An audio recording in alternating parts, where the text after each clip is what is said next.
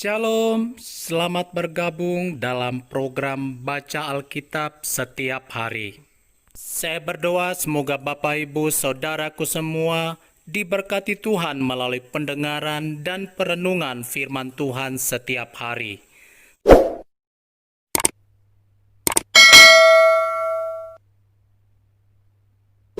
Satu Raja-Raja pasal 15. Abiam Raja Yehuda. Dalam tahun ke-18 zaman Raja Yerobeam bin Nebat menjadi rajalah Abiam atas Yehuda. 3 tahun lamanya ia memerintah di Yerusalem. Nama ibunya ialah Maaka, anak Abisalom. Abiam hidup dalam segala dosa yang telah dilakukan ayahnya sebelumnya. Dan ia tidak dengan sepenuh hati berpaut kepada Tuhan Allahnya, seperti Daud moyangnya. Tetapi oleh karena Daud, maka Tuhan Allahnya memberikan keturunan kepadanya di Yerusalem dengan mengangkat anaknya menggantikan dia dan dengan membiarkan Yerusalem berdiri. Karena Daud telah melakukan apa yang benar di mata Tuhan dan tidak menyimpang dari segala yang diperintahkannya kepadanya seumur hidupnya, kecuali dalam perkara Uria orang Het itu. Dan ada perang antara Rehabeam dan Yerobeam seumur hidupnya. Selebihnya dari riwayat Abiam dan segala yang dilakukannya, bukankah semuanya itu tertulis dalam kitab sejarah Raja-Raja Yehuda? Dan ada perang antara Abiam dan Yerobeam. Kemudian Abiam mendapat perhentian bersama-sama dengan nenek moyangnya, dan ia dikuburkan di kota Daud. Maka Asa anaknya menjadi raja menggantikan dia. Asa Raja Yehuda. Dalam tahun ke-20 zaman Yerobeam Raja Israel, Asa menjadi raja atas Yehuda. 41 tahun lamanya ia memerintah di Yerusalem. Nama neneknya yang perempuan ialah Maaka, anak Abisalom. Asa melakukan apa yang benar di mata Tuhan seperti Daud, bapa leluhurnya. Ia menyingkirkan pelacuran bakti dari negeri itu dan menjauhkan segala berhala yang dibuat oleh nenek moyangnya. Bahkan ia memecat Maaka neneknya dari pangkat ibu suri, karena neneknya itu membuat patung Asyera yang keji. Asa merobohkan patung yang keji itu dan membakarnya di lembah Kidron. Sekalipun bukit-bukit pengorbanan tidak dijauhkan, namun Asa berpaut kepada Tuhan dengan segenap hatinya sepanjang umurnya. Ia membawa persembahan-persembahan kudus ayahnya dan persembahan-persembahan kudusnya sendiri ke rumah Tuhan, yakni emas dan perak, serta barang-barang lain. Dan ada perang antara Asa dan Baesa, Raja Israel, sepanjang umur mereka.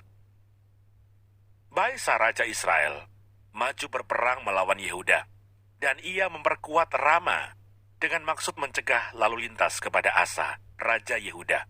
Tetapi Asa mengambil segala emas dan perak yang masih tinggal dalam perbendaharaan rumah Tuhan dan dalam perbendaharaan rumah raja, dan menyerahkannya kepada pegawainya. Kemudian Raja Asa mengutus mereka kepada Ben-Hadad bin Tabrimon bin Hesion, Raja Aram yang diam di Damsyik, dengan membawa pesan, "Ada perjanjian antara aku dan engkau, antara ayahku dan ayahmu. Di sini kukirim kepadamu suatu bingkisan, yakni emas dan perak. Marilah, batalkanlah perjanjianmu dengan Baesa, Raja Israel, supaya ia undur daripadaku." Lalu Ben-Hadad mendengarkan permintaan Raja Asa. Ia menyuruh panglima-panglimanya menyerang kota-kota Israel, dan ia mengalahkan Iyon, Dan, Abel, Bet, Maaka, dan seluruh Kinerot, serta seluruh tanah Naftali. Segera sesudah Baesa mendengar hal itu, ia berhenti memperkuat Rama, dan ia menetap di Tirsa. Tetapi Raja Asa mengerahkan segenap orang Yehuda. Seorang pun tiada yang terkecuali. Mereka harus mengangkat batu dan kayu yang dipergunakan Baesa untuk memperkuat Rama. Raja Asa mempergunakannya untuk memperkuat Geba, Benyamin, dan Mispa. Selebihnya dari seluruh riwayat Asa dan segala kepahlawanannya dan segala yang dilakukannya dan kota-kota yang diperkuatnya, bukankah semuanya itu tertulis dalam kitab sejarah Raja-Raja Yehuda? Tetapi pada masa tuanya, ia menderita sakit pada kedua kakinya. Kemudian Asa mendapat perhentian bersama-sama dengan nenek moyangnya. dan ia dikuburkan di samping nenek moyangnya di kota Daud, bapa leluhurnya. Maka Yosafat anaknya menjadi raja menggantikan dia. Nadab raja Israel. Nadab anak Yerobeam menjadi raja atas Israel dalam tahun kedua zaman Asa, raja Yehuda. Ia memerintah atas Israel 2 tahun lamanya. Ia melakukan apa yang jahat di mata Tuhan, serta hidup menurut tingkah laku ayahnya, dan menurut dosa ayahnya, yang mengakibatkan orang Israel berdosa pula. Dan Baisa bin Ahia dari kaum Isyakar mengadakan persepakatan melawan dia. Baisa menewaskan dia di Gibeton, yang termasuk wilayah orang Filistin, sedang Nadab dan seluruh Israel mengepung Gibeton itu. Baisa membunuh dia dalam tahun ketiga zaman Asa, raja Yehuda, dan menjadi raja menggantikan dia. Segera sesudah ia menjadi raja, ia membunuh seluruh keluarga Yerobeam. Tidak ada yang bernafas yang ditinggalkannya hidup daripada Yerobeam, sampai dipunahkannya semuanya, sesuai dengan firman Tuhan yang diucapkannya dengan perantaraan hambanya Ahia, orang Silo itu. Oleh karena dosa-dosa yang telah dilakukan Yerobeam, yang mengakibatkan orang Israel berdosa pula, oleh sebab sakit hati yang ditimbulkannya pada Tuhan, Allah Israel. Selebihnya dari riwayat Nadab dan segala yang dilakukannya, bukankah semuanya itu tertulis dalam kitab sejarah Raja-Raja Israel? Dan ada perang antara Asa dan Baisa, Raja Israel, sepanjang umur mereka. Baisa, Raja Israel. Dalam tahun ketiga zaman Asa, Raja Yehuda, Baisa bin Ahia, menjadi raja atas seluruh Israel di Tirsa. Ia memerintah 24 tahun lamanya. Ia melakukan apa yang jahat di mata Tuhan, serta hidup menurut tingkah laku Yerobeam, dan menurut dosanya, yang mengakibatkan orang Israel berdosa pula.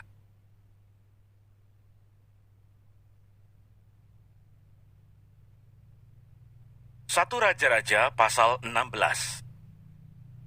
Kemudian datanglah firman Tuhan kepada Yehu bin Hanani melawan Baisa, bunyinya, oleh karena engkau telah kutinggikan dari debu, dan kuangkat menjadi raja atas umatku Israel.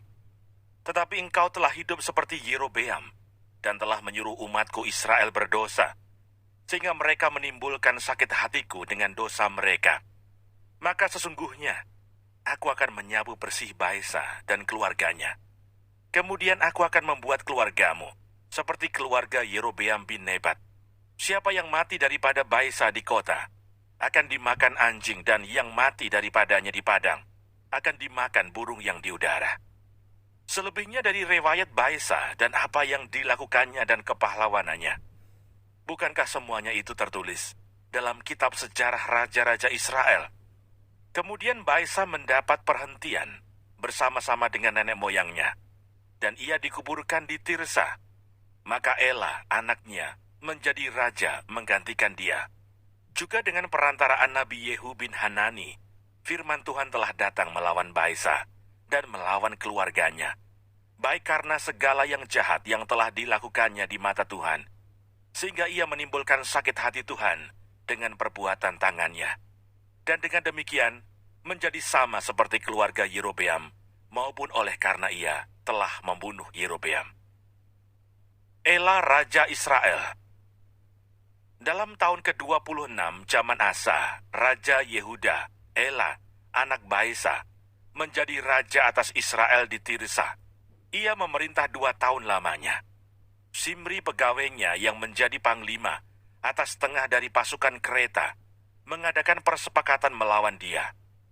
Ketika ia minum-minum sampai mabuk di Tirsa, di rumah Arsa yang menjadi kepala istana di Tirsa, datanglah Simri, lalu membunuh dia dalam tahun ke-27 zaman Asa, Raja Yehuda, dan ia menjadi raja menggantikan dia.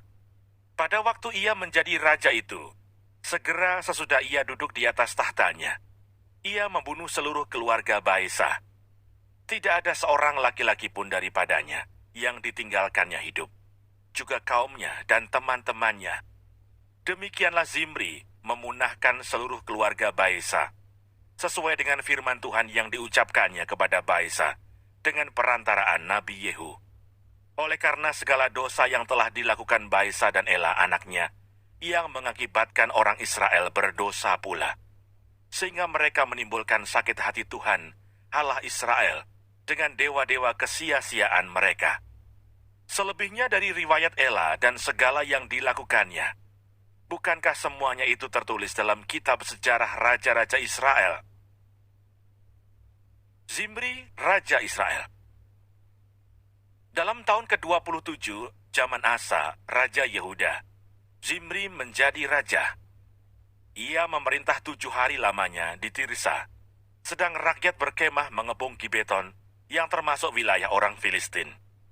Setelah rakyat yang berkemah itu mendengar orang mengatakan, Zimri telah mengadakan persepakatan, dan ia pun telah membunuh raja. Maka pada hari itu juga, di tempat perkemahan, seluruh Israel menobatkan Omri, panglima tentara, menjadi raja atas Israel. Kemudian Omri dengan seluruh Israel maju dari Gibeton, dan mereka mengepung Tirsa. Segera sesudah Zimri melihat bahwa kota itu telah direbut, masuklah ia ke dalam puri istana raja, lalu membakar istana raja itu, sedang ia sendiri ada di dalamnya, dan ia mati. Oleh karena dosa-dosa yang telah dilakukannya, dengan melakukan apa yang jahat di mata Tuhan, serta hidup menurut tingkah laku Yerobeam, dan menurut dosa Yerobeam, yang mengakibatkan orang Israel berdosa pula. Selebihnya dari riwayat Zimri dan persepakatan yang diadakannya, bukankah semuanya itu tertulis dalam kitab sejarah Raja-Raja Israel? Omri, Raja Israel. Pada waktu itu, bangsa Israel terbagi 2.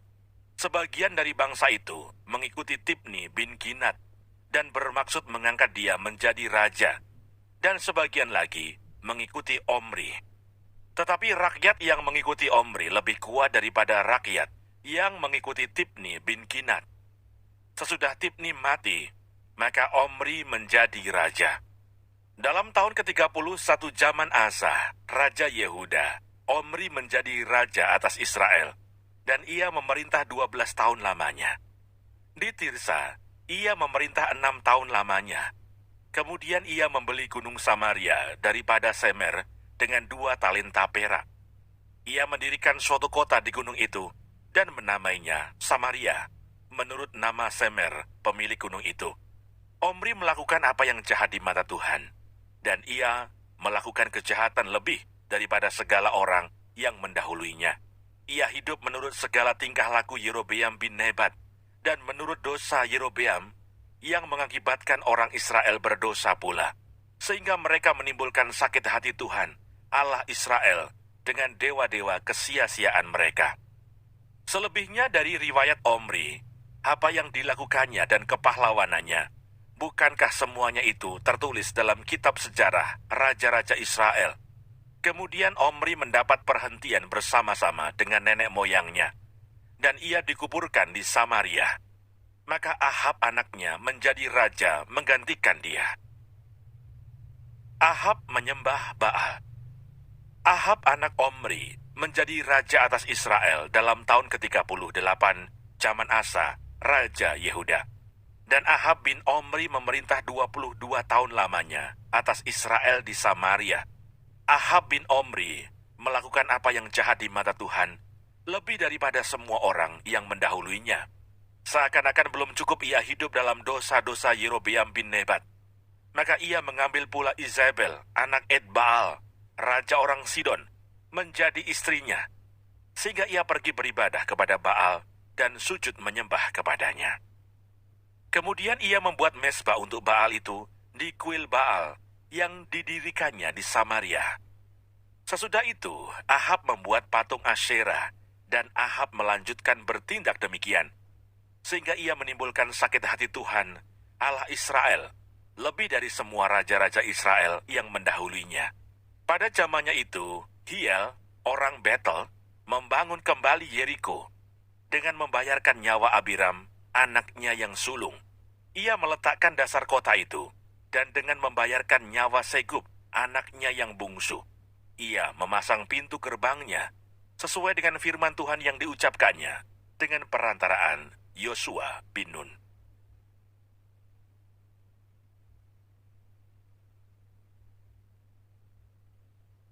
1 Raja-Raja pasal 17.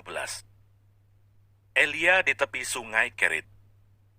Lalu berkatalah Elia orang Tisbe dari Tisbe Gilead kepada Ahab, "Demi Tuhan yang hidup Allah Israel yang kulayani, sesungguhnya tidak akan ada embun atau hujan pada tahun-tahun ini, kecuali kalau kukatakan." Kemudian datanglah firman Tuhan kepadanya, "Pergilah dari sini, berjalanlah ke timur, dan bersembunyilah di tepi sungai Kerit, di sebelah timur sungai Yordan. Engkau dapat minum dari sungai itu, dan burung-burung gagak telah kuperintahkan untuk memberi makan engkau di sana." Lalu ia pergi dan ia melakukan seperti firman Tuhan. Ia pergi dan diam di tepi sungai Kerit, di sebelah timur sungai Yordan. Pada waktu pagi dan petang, burung-burung gagak membawa roti dan daging kepadanya, dan ia minum dari sungai itu. Elia dan janda di Sarfat. Tetapi sesudah beberapa waktu, sungai itu menjadi kering, sebab hujan tiada turun di negeri itu.